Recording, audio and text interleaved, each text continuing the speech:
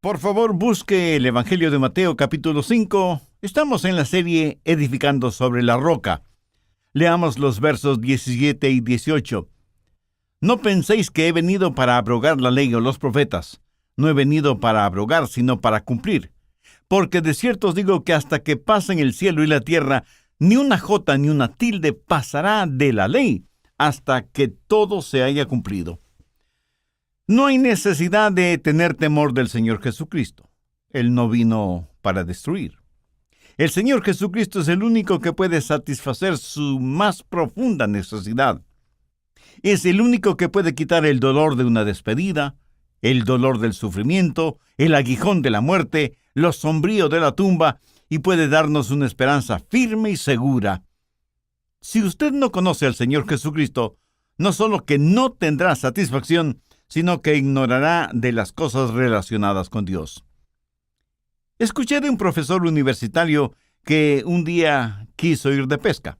Contrató los servicios de un guía y fueron de pesca. Y se ubicaron en la mitad de un río.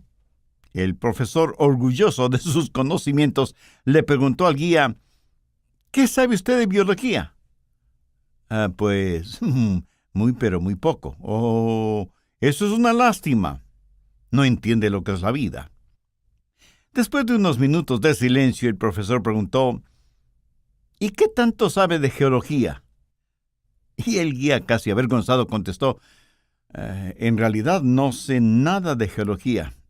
Oh, eso es una verdadera pena. ¿Sabe algo de botánica? Lo siento, señor, tampoco sé mucho de botánica. Y el profesor, con un aire de autosuficiencia, le dijo al guía: mi pobre amigo, qué vida más triste la suya. A lo mejor sabe algo de historia. Bueno, solo lo que aprendí en la escuela, pero casi ya lo he olvidado. Y así el profesor le hacía preguntas que estaban destinadas a resaltar sus conocimientos académicos y poner en evidencia la ignorancia del guía. De pronto sintió un tirón en su línea de pesca. Sorprendido, él movió violentamente su caña de pescar, y el movimiento brusco causó que él perdiera el equilibrio, ocasionando al mismo tiempo que el bote en el que estaban se diera la vuelta y se hundiera. El guía, con poderosas brazadas, nadó hacia la orilla del río y vio al profesor que a duras penas se mantenía a flote. Y desde la orilla le preguntó: «Profesor, ¿qué sabe acerca de nadar?» Y el profesor a duras penas pudo contestar: «No sé nada de nadar». Y el guía, alejándose de la orilla, dijo: «Oh, eso es una verdadera lástima».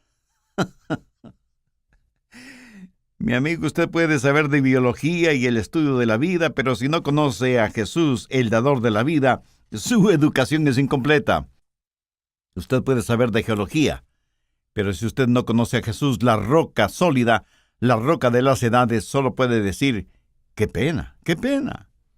Usted puede ser un gran botánico y hasta saber el nombre de cada flor, pero si no conoce a Jesús, la dulce rosa de Sarón y el lirio de los valles, lo siento mucho por usted.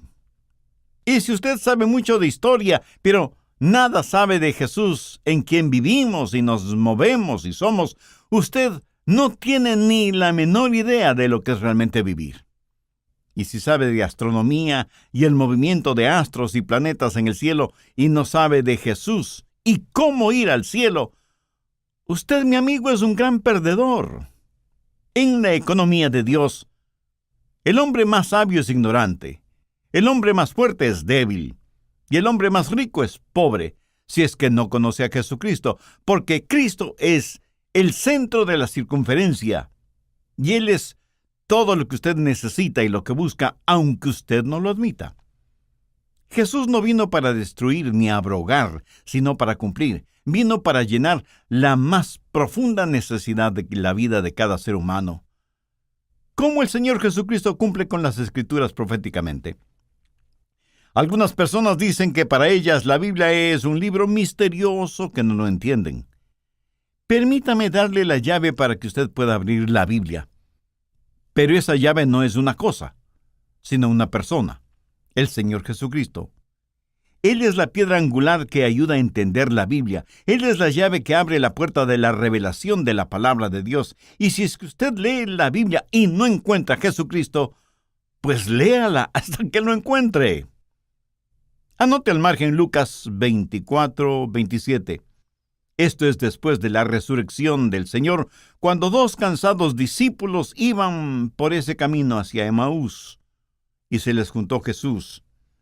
Ellos no reconocieron a Jesús resucitado, y la Biblia dice que Jesús comenzó desde Moisés, y siguiendo por todos los profetas, les declaraba en todas las Escrituras lo que de él decían.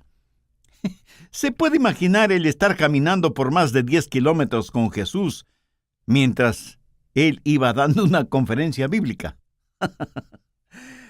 Jesús les va explicando, no solamente hablando, sino explicando lo que las Escrituras dicen acerca de él. ¿Qué significa eso para nosotros cuando Jesús menciona a Moisés y todos los profetas? Él está haciendo referencia al Antiguo Testamento. Mire lo que Jesús dijo en Juan 5:39. Escudriñad las Escrituras. Mi amigo, esa es una orden del Señor Jesús. ¿Estudió usted la Biblia? ¿O estudia la Biblia? Y si me pregunta por qué debemos hacerlo, Jesús tiene la respuesta en el mismo versículo. Escudriñad las Escrituras porque a vosotros os parece que en ellas tenéis la vida eterna y ellas son las que dan testimonio de mí. Ahora, recuerden lo siguiente. Cuando Jesús dijo esto, el Nuevo Testamento no existía, sino solo en la mente y el corazón de Dios. Pero Jesús dijo, el Antiguo Testamento da testimonio de mí. Veamos Hechos 10:43. De este, o sea, de Jesús, dan testimonio todos los profetas. Cuando usted estudia profecía, descubrirá que no es acerca de ciertas cosas, sino acerca de una persona, el Señor Jesucristo. Por eso, cuando usted abre su Biblia, se encuentra con Jesús. En Génesis, Jesús es de la simiente de la mujer. Es la primera profecía en Génesis 3:15. Y pondré enemistad entre ti y la mujer, y entre tu simiente y la simiente suya. Esta te herirá en la cabeza, y tú le herirás en el calcañar. ¿Quién es la simiente de la mujer? El Hijo de Dios nacido de una virgen. En Éxodo se relata la historia del Cordero Pascual. Y en el Nuevo Testamento, Cristo es nuestra Pascua, pues fue Cordero que se sacrificó por nosotros. En Levítico se lee de sacrificios y más sacrificios en los altares judíos, y en Levíticos Jesús es nuestro sumo sacerdote y nuestro sacrificio expiatorio. En el libro de Números se relata que Moisés tomó una vara y golpeó una roca, y agua brotó de esa roca. La Biblia dice que Cristo es la roca y que de su costado herido fluye el agua de la vida. En Deuteronomio, Moisés profetiza que un profeta vendrá. Y por supuesto, ese profeta es el Señor Jesucristo. En el libro de Josué se dice que Josué se encontró con un varón que se identificó como el capitán de los ejércitos de Jehová. ¿Quién fue ese capitán? Fue una preencarnada aparición del Señor Jesucristo. Y en el libro de Jueces, ellos liberaron al pueblo de Dios, y cada uno de ellos es la prefigura del Señor Jesús, poniendo en libertad a los hijos de Dios. En la historia de Ruth, vemos a Booz redimiéndola. Y Booz es un cuadro, una profecía acerca del Señor Jesucristo como nuestro Redentor. Y en Samuel, cuando el pequeño David fue ungido, proféticamente David es una tipología de Jesucristo, descendiente de David. En Segunda de Samuel, Jesús es el Rey en su trono, mientras que en Primera de Reyes, la gloria del Señor que llena el templo habla de la indescriptible gloria de Cristo que llena el templo de nuestro corazón. Y en Segunda de Reyes vemos la simiente real, que es un retrato de Jesucristo, descendiente de la simiente real.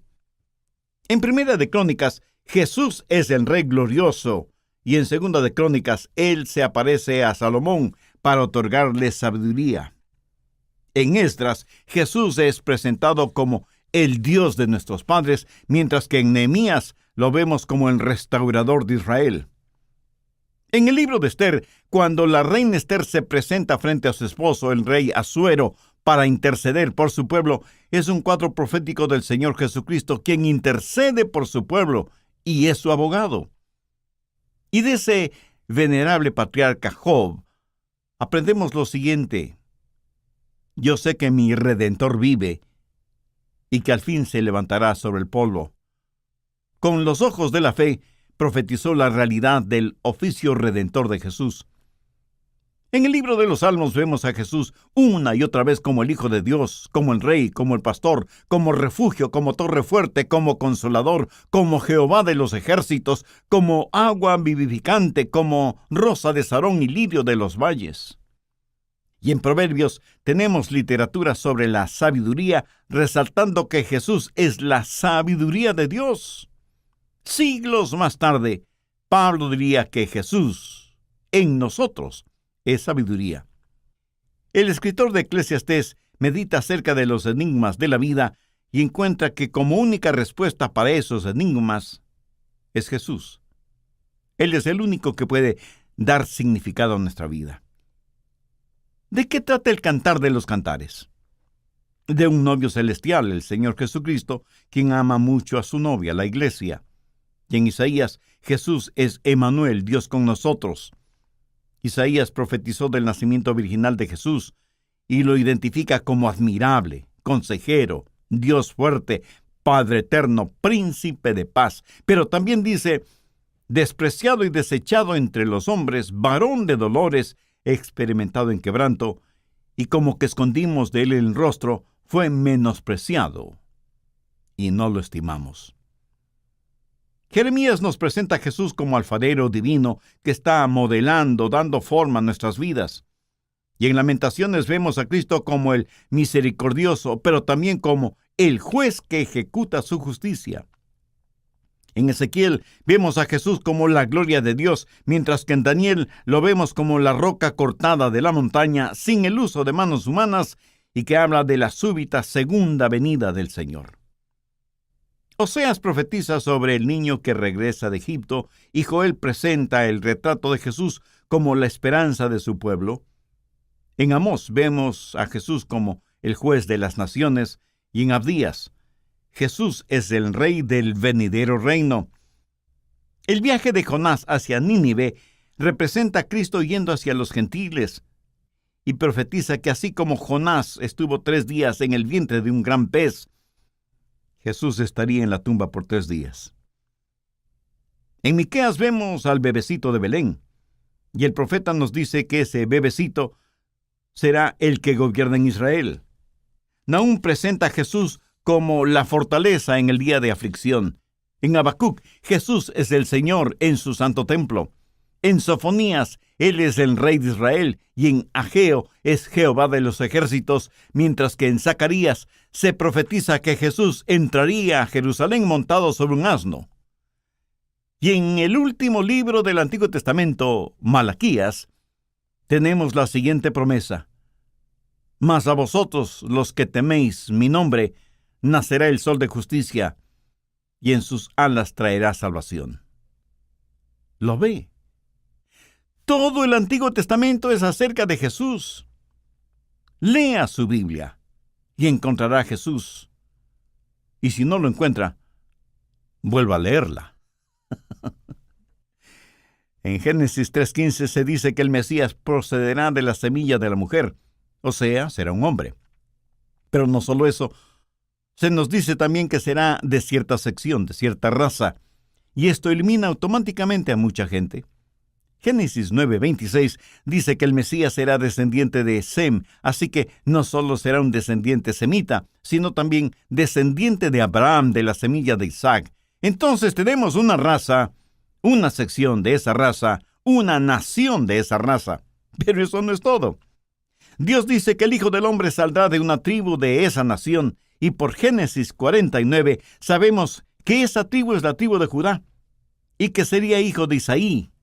Pero no solo eso, sino que nacería dentro de cierta familia y de cierta mujer dentro de esa familia, y que esa mujer sería una virgen. Busque Isaías 7:14. He aquí que la virgen concebirá y dará a luz un hijo, y llamará su nombre Manuel. Y hasta se profetiza el lugar donde nacería. Veamos Miqueas 5:2. Pero tú, Belén Efrata, pequeña para estar entre las familias de Judá, de ti me saldrá el que será Señor en Israel. Nacido de cierta raza, de cierta nación, de cierta familia, de cierta mujer, en cierta ciudad, en cierto tiempo, hasta que Jesús aparece cumpliendo así las profecías.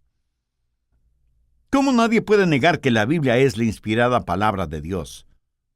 O que Jesús no sea el Mesías. Hay más de 333 preciosos detalles proféticos que hablan de la venida del Señor Jesucristo. Un notable matemático y científico escribió un libro titulado La ciencia habla de probabilidades. Y él toma la probabilidad de que Jesús pudiera haber cumplido esas profecías por mera casualidad o fortuitamente. Y para el efecto, escoge 8 de esas profecías y nos dice cuáles son las probabilidades matemáticas de que cualquier individuo cumpla esas profecías. Dice que las probabilidades son 1 en 10, elevado a la 17ª potencia. Mi amigo, ese es un número que ni siquiera lo podemos pronunciar, mucho menos entender. Así que este científico y matemático da la siguiente ilustración. Cubre el estado de Texas, y como usted sabe, el estado de Texas es el más grande de los estados en los Estados Unidos, y es mucho más grande que varios países latinoamericanos pequeños. Bien, cubre el estado de Texas con monedas de plata de $1 hasta 1 metro de altura o profundidad. Marque una sola de esas monedas de plata. Ahora, traiga una persona, cúbrale los ojos para que no vea nada, y deje que esa persona camine en cualquier dirección sobre esas monedas y que luego tome una de esas monedas. Ahora, ¿cuáles son las probabilidades de que escoja la moneda de plata que está marcada? 1 en 10, elevado a la 17ª potencia. ¿Cuáles son las probabilidades de que se cumplan las por lo menos 333 profecías relacionadas con el Señor Jesucristo? Si usted es un matemático y le gustan los números, pues ahí le dejo con ese problemita para que se entretenga unos tantos miles de años. Si usted fuera un pintor, ¿cómo le gustaría que alguien le comisionara para que usted pinte el retrato de una persona que nunca ha visto? Bueno, eso es precisamente lo que hace el Antiguo Testamento. ¿Por qué? Porque estamos hablando de más de 20 profetas. Muchos no sabían ni habían visto lo que los otros pintaban, por así decirlo. Cada uno pintó su parte y cuando terminaron, nos entregaron un retrato verbal del Hijo de Dios. ¡Qué extraordinario! Hablaron de su descendencia, del tiempo de su nacimiento, de su heraldo, del lugar de su nacimiento, de su infancia, su adolescencia, su madurez, sus enseñanzas, su carácter, su mensaje, su rechazo, su juzgamiento, su muerte, su crucifixión, su entierro, su resurrección y su ascensión. Todo esto, siglos antes de que Jesús naciera. Jesús, proféticamente, cumplió con lo descrito en la palabra de Dios. Pero Jesús no solo cumplió las profecías, sino que cumplió con la ley. La ley habla de las justas demandas de Dios sobre la raza humana. Y todos los humanos hemos fracasado frente a la ley. Hay uno solo que cumplió la ley a cabalidad, y su nombre es Jesús. Él cumplió la ley moral de Dios, y la cumplió en forma perfecta. Tanto que desafió a sus enemigos al preguntarles, ¿quién de ustedes me acusa de pecado? Por supuesto, nadie pudo hacerlo. Pero Jesús también cumplió con la ley ceremonial. Todas las ceremonias antiguo-testamentarias son acerca de Jesús, están centralizadas en Jesús. Por ejemplo, cuando la Biblia dice que Dios creó las estrellas, y hay billones de estrellas y planetas, y galaxias y cometas y asteroides, ese extraordinario evento está descrito en Génesis 1:16, con solo 4 palabras. Hizo también las estrellas. Pero cuando Dios describe el tabernáculo, utiliza 50 capítulos para hablar de esa carpa en el desierto. ¿Por qué? Porque las ceremonias que se realizaban ahí y lo que el tabernáculo representaba eran un cuadro del Señor Jesucristo. Por eso la Biblia dice, y aquel verbo fue hecho carne y habitó entre nosotros. Todo, absolutamente todo lo que había en el tabernáculo era una tipología del Señor Jesucristo. Todo lo que había allí era solo la sombra de aquel que siglos más tarde se encarnaría y habitaría entre nosotros. Quienes aún viven en la dispensación antiguo testamentaria están cazando sombras. Yo no necesito un sumo sacerdote porque ya tengo uno en el cielo y su nombre es Jesús. Yo no soy un sabatista porque Jesús es mi descanso los 365 días del año, las 52 semanas del año, los 7 días de la semana y las 24 horas de cada día. Cristo es el descanso del creyente. Yo no necesito un humeante altar para ofrecer y quemar mi sacrificio, porque la sangre de Jesús, el Hijo de Dios, me limpia de todo pecado. Tengo a Jesús quien cumplió la ley moral y la ley ceremonial de Dios. Y además, Cristo cumplió con la ley judicial de Dios, que dice que la paga del pecado es muerte. El alma que pecare, esa morirá. Sin derramamiento de sangre no hay remisión de pecados. Esa es la ley judicial de Dios, y Jesús la cumplió a cabalidad.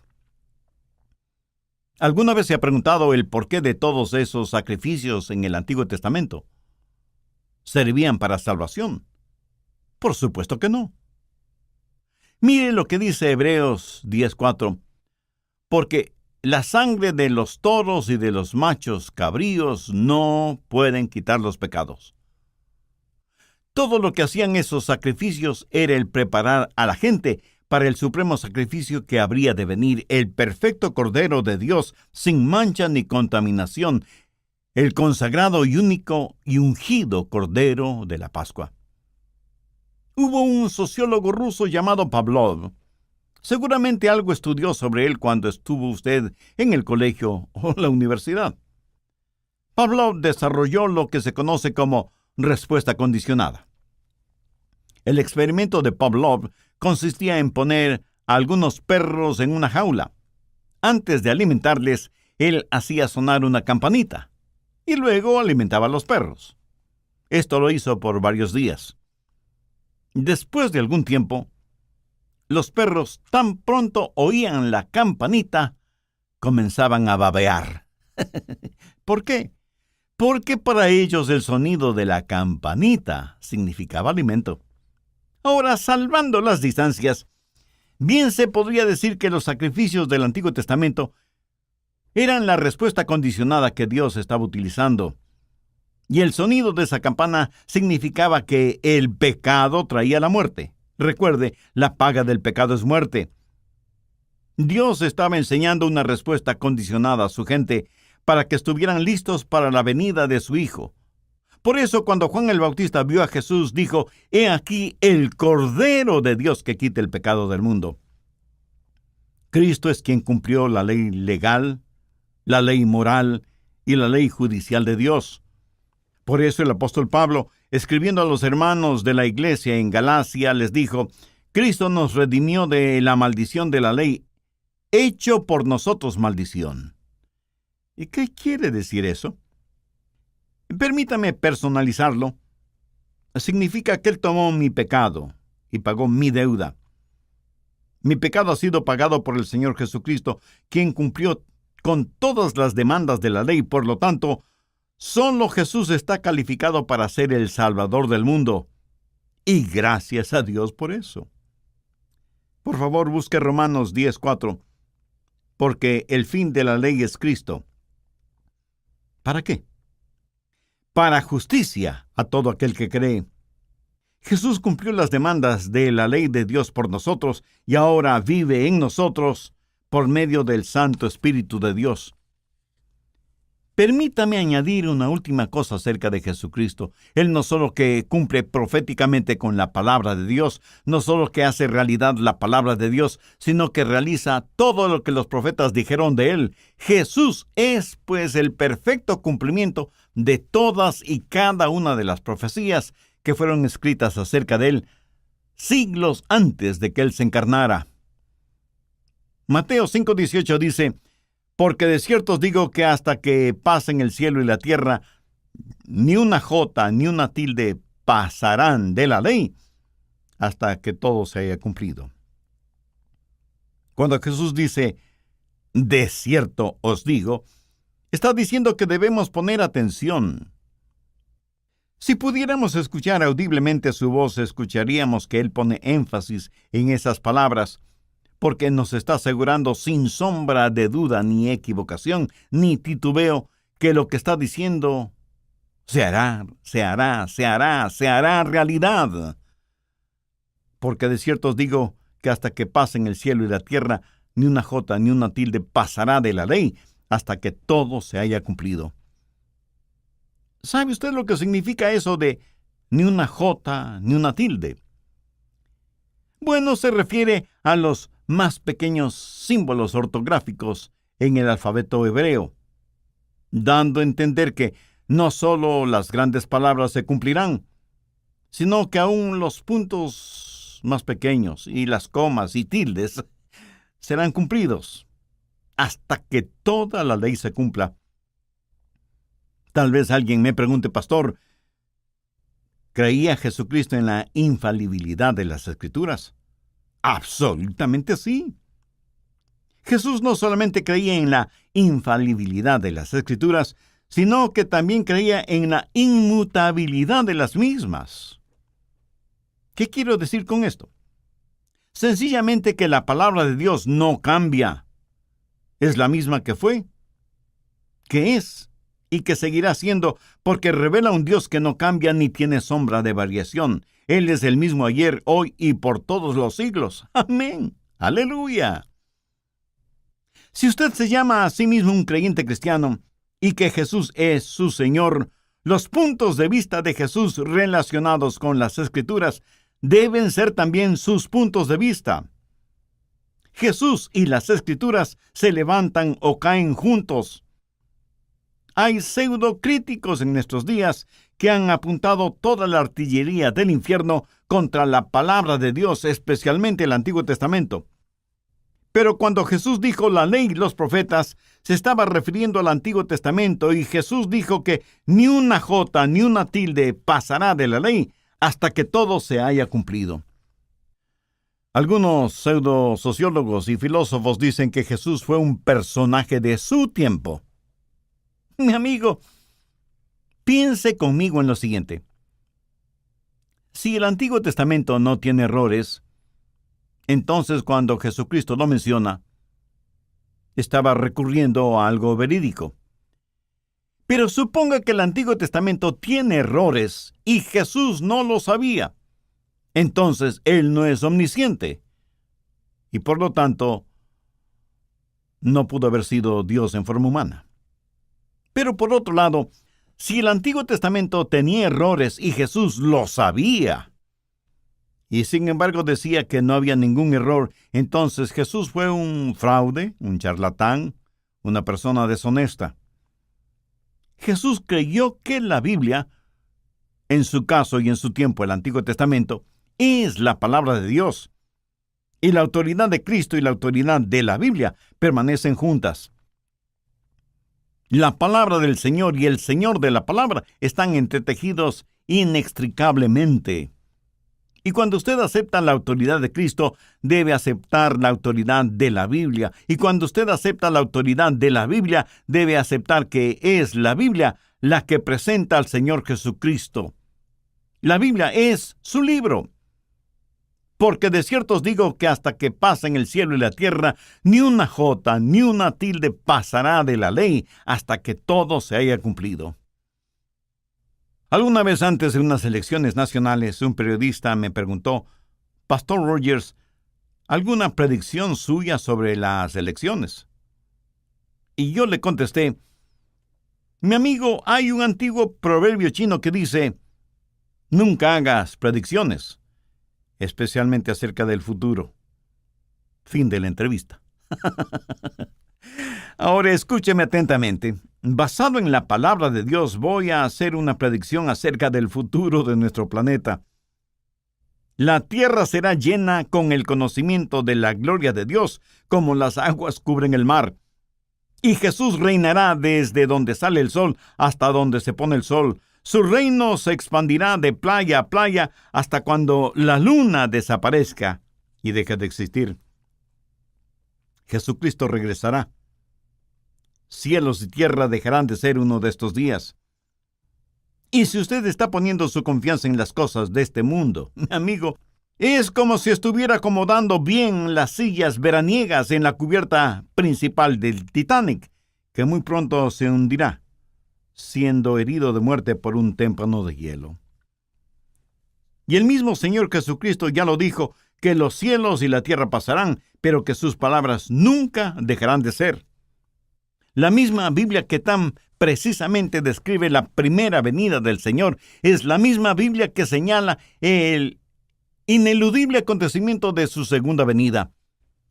Porque de cierto os digo que hasta que pasen el cielo y la tierra, ni una jota ni una tilde pasará de la ley hasta que todo se haya cumplido. Jesús siempre cumple con su palabra. Y si usted con todo su corazón anhela tenerle, Él entrará en su vida y la llenará y le dará total y absoluta satisfacción. Muchos de quienes me escuchan me preguntarán: Pastor, ¿qué es lo que pasa conmigo? ¿Por qué no puedo ser feliz? ¿Qué es lo que estoy buscando? ¿Por qué no tengo verdadero gozo? Pensé que el matrimonio me daría gozo y satisfacción. Pensé que era cuestión de tener dinero. Me imaginé que el viajar me haría feliz y que el tener un buen empleo era la respuesta para mis problemas, pero la verdad es que me siento absolutamente vacío. Mi amigo, por todas partes me encuentro con personas que tienen sus corazones vacíos de gozo, pero llenos de pecado. Permítame compartir con usted un secreto. Sé dónde usted puede encontrar el genuino y verdadero gozo. En Jesucristo. Jesús es todo lo que usted y el mundo necesitan. El problema es que ciegamente estamos buscando la luz donde solo hay tinieblas. Y aunque lo sabemos, no queremos romper la cortina del pecado para que la luz de Jesús nos ilumine. Jesús es la respuesta para nuestra profunda necesidad de gozo y satisfacción. Él no vino para destruir, sino para salvar. Si usted no conoce a Jesucristo en forma personal, aunque sea sabio, es ignorante. Aunque sea fuerte, es débil. Y aunque sea millonario, es completamente pobre.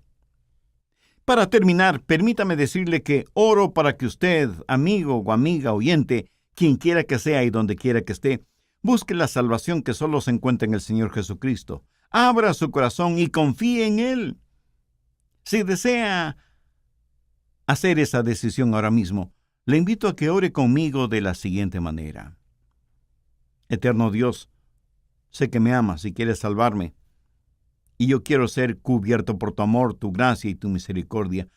Señor Jesús, tú pagaste la deuda de mis pecados cuando entregaste tu vida en la cruz. Gracias por amarme de esa manera.